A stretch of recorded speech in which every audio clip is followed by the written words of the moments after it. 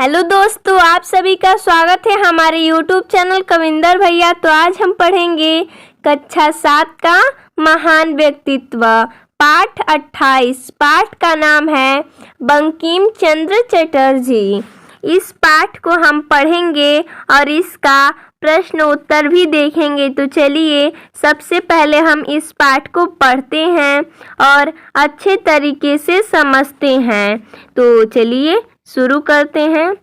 तो है इसमें बंकिम चंद्र चटर्जी। वंदे मातरम। तो सुजलाम सुफलाम मलयज शीतलाम, सुजलाम सुफलाम मलयज शीतलाम।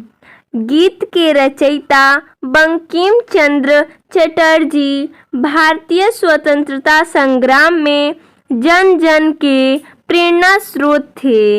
इनका जन्म 26 जून 1838 को वर्तमान पश्चिम बंगाल राज्य के 24 परगना जनपद के कंथलपाड़ा में एक परंपरावादी एवं समृद्ध परिवार में हुआ। इनका जन्म कब हुआ था? तो 26 जून 1838 को हुआ था। कहाँ हुआ था? वर्तमान पश्चिम बंगाल राज्य के 24 परगना जनपद के कंथलपाड़ा में एक परंपरावादी एवं समृद्ध परिवार में हुआ था। बचपन से ही बंकिम चंद्र की रुचि संस्कृत भाषा में थी। इनकी शिक्षा बांग्ला भाषा के साथ साथ अंग्रेजी एवं संस्कृत में हुई।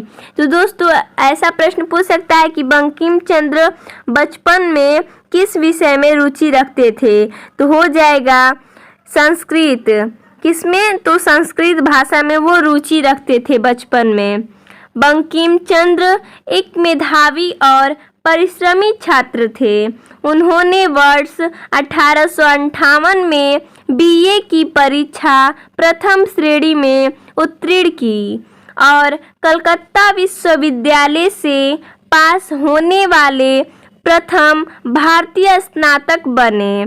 तो दोस्तों ऐसा पूछ सकता है प्रश्न कि बंकिम चंद्र जी बीए की परीक्षा प्रथम श्रेणी में कब उत्तीर्ण किए? तो कब किए थे? तो 1858 में किए थे। चलिए आगे पढ़ते हैं।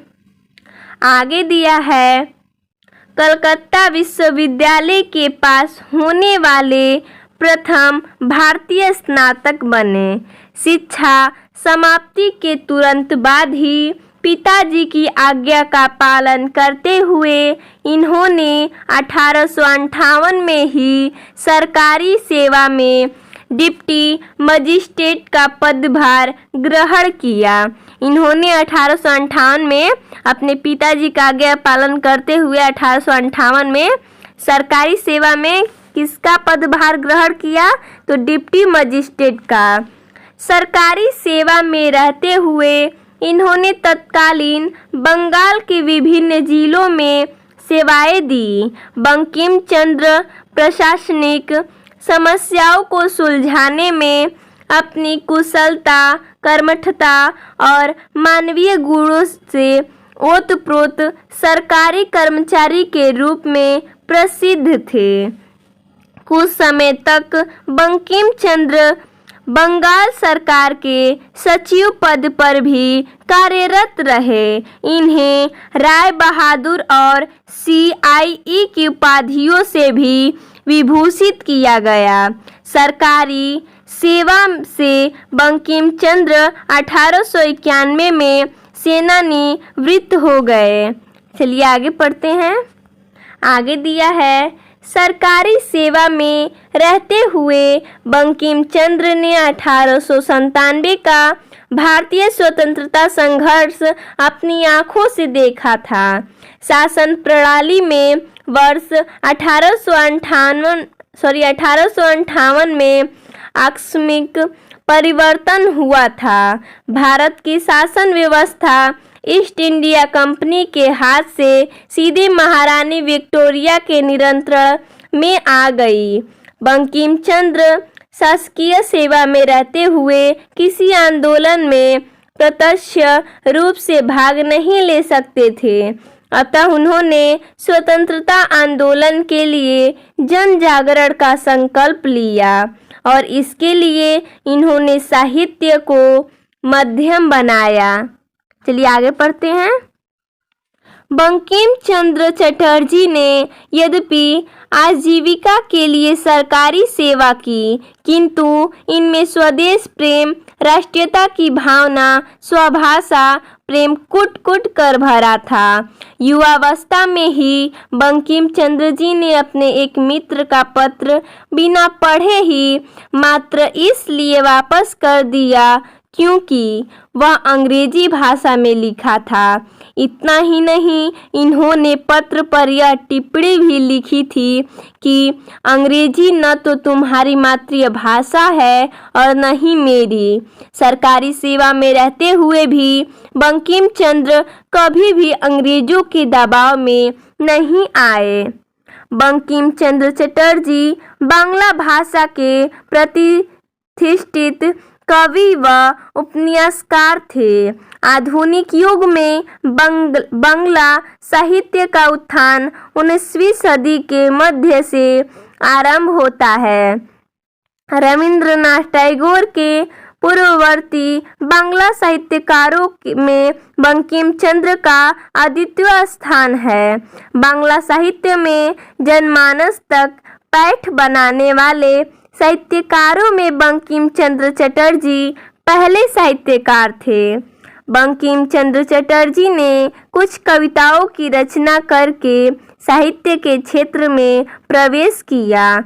उस काल में बांग्ला भाषा में गद्य, उपन्यास व कहानी जैसी विधाएं कम प्रचलित थी। बंकिम चंद्र चटर्जी ने इस दिशा में पथ प्रदर्शक की भूमिका निभाई। इन्होंने मात्र 27 वर्ष की आयु में ही दुर्गेश नंदिनी नामक उपन्यास की रचना कर साहित्य के क्षेत्र में ख्याति प्राप्त की। बंगदर्शन नामक साहित्यिक पत्र का प्रकाशन भी इन्होंने किया। गुरुदेव रविंद्रनाथ टैगोर ने बंगदर्शन पत्र में लेख लिखकर ही साहित्य के क्षेत्र में प्रवेश किया था। वे बंकिम चंद्र को अपना गुरु मानते हुए कहते भी हैं कि बंकिम बांग्ला लेखकों के गुरु और बांग्ला पाठकों के मित्र हैं। बंकिम जी के अन्य उपन्यास कपाल कुंडला, मृणालिनी, विषवृक्ष, रजनी आदि भी प्रकाशित हुए। राष्ट्रीय दृष्टिकोण में उनका सर्वाधिक प्रसिद्ध उपन्यास आनंद मठ है। इसी उपन्यास में सर्वप्रथम वंदे मातरम गीत प्रकाशित हुआ था। ऐतिहासिक और सामाजिक ताने बाने से युक्त इस उपन्यास ने तत्कालीन भारत में राष्ट्रीय की भावना जागृत करने में महत्वपूर्ण भूमिका निभाई। जन जन के बीच राष्ट्रीय प्रेम की भावना का संचार होने लगा। बंकिम जी द्वारा दिए गए गीत वंदे मातरम ने संपूर्ण स्वतंत्रता संग्राम को न केवल एक नई चेतना से भर दिया, अपितु भारतवासियों के लिए आज़ादी का पर्याय भी बन गया। वंदे मातरम गीत 1896 के कोलकाता के कांग्रेस अधिवेशन में सर्वप्रथम गाया गया। तो दोस्तों ऐसा प्रश्न पूछ सकता है कि जो वंदे मातरम गीत है वो कब और कहाँ गाया गया था, तो इसका उत्तर हो जाएगा वंदे मातरम गीत सर्वप्रथम 1896 में कोलकाता के कांग्रेस अधिवेशन में गाया गया था। वर्तमान में वंदे मातरम भारत का राष्ट्रीय गीत है। तो भारत का राष्ट्रीय गीत क्या है? वंदे मातरम है। बंकिम चंद्र एक साहित्यकार होने के साथ साथ एक महान देशभक्त भी थे। आनंद मठ के माध्यम से उन्होंने देश के कोने कोने में वंदे मातरम के उद्घोष को गुंजायमान किया और राष्ट्रीय भावना को जागृत किया। उन्होंने एक अंग्रेज कर्नल पर एक भारतीय का अपमान करने के विरोध में दावा भी ठोका। इस घटना ने उस अधिकारी को माफ़ी मांगने पर मजबूर कर दिया। सरकारी सेवा से सेवानिवृत्त होने के समय से ही बंकिम चंद्र का स्वास्थ्य साथ नहीं दे रहा था। अंततः 8 अप्रैल 1894 को इस साहित्य सेवी देशभक्त का देहावसान हो गया। यानी कि बंकिम चंद्र चटर्जी का निधन कब हुआ था? तो 8 अप्रैल 1894 को हुआ था। चिर निद्रा में उनके विलीन हो जाने के बाद भी राष्ट्रगीत वंदे मातरम के माध्यम से भारतीय जनमानस उन्हें चिरकाल तक याद रखेगी। तो हमने इसकी कहानी को पढ़ा, तो चलिए हम इसका प्रश्न उत्तर भी देख लेते हैं। अभ्यास प्रश्न है, निम्नलिखित प्रश्नों के उत्तर लिखिए। पहला प्रश्न दिया इसमें, पहला प्रश्न है बंकिम चंद्र चटर्जी का जन्म कब और कहाँ हुआ था? तो इसका उत्तर हो जाएगा बंकिम चंद्र चटर्जी का जन्म 26 जून 1838 को पश्चिम बंगाल राज्य के 24 परगना जिले के कंथलपाड़ा में हुआ था। चलिए इसका 2 नंबर प्रश्न देखते हैं। 2 नंबर प्रश्न है बंकिम चंद्र ने आज़ादी की लड़ाई में जन जागरण हेतु किसे माध्यम बनाया? तो इसका उत्तर हो जाएगा बंकिम चंद्र चटर्जी आज़ादी की लड़ाई में जन जागरण हेतु अपने गीत वंदे मातरम को माध्यम बनाया। चलिए अगला लेते हैं 3 नंबर प्रश्न। 3 नंबर प्रश्न है वंदे मातरम गीत सर्वप्रथम कब और कहाँ गाया गया था? तो इसका उत्तर हो जाएगा वंदे मातरम गीत सर्वप्रथम 1896 में कोलकाता के कांग्रेस अधिवेशन में गाया गया था। चलिए अगला देखते हैं 4 नंबर प्रश्न। 4 नंबर प्रश्न है वंदे मातरम गीत बंकिम चंद्र की किस रचना से लिया गया है? तो इसका उत्तर हो जाएगा वंदे मातरम गीत बंकिम चंद्र के प्रसिद्ध उपन्यास आनंद मठ से लिया गया है। चलिए अगला देखते हैं। 5 नंबर प्रश्न दिया है बंकिम चंद्र ने अपने मित्र को पत्र बिना पढ़े क्यों वापस कर दिया? इसका उत्तर हो जाएगा क्योंकि वह अंग्रेजी भाषा में लिखा गया था। तो दोस्तों हमने वहाँ पर पढ़ा था कि बंकिम चंद्र ने अपने मित्र का पत्र इसलिए वापस कर दिया था क्योंकि जो पत्र था वह अंग्रेजी भाषा में लिखा हुआ था। तो इसका उत्तर हो जाएगा क्योंकि वह अंग्रेजी भाषा में लिखा गया था। तो दोस्तों आपको यह कहानी कैसा लगा आप हमें कमेंट करके ज़रूर बताइएगा। धन्यवाद दोस्तों।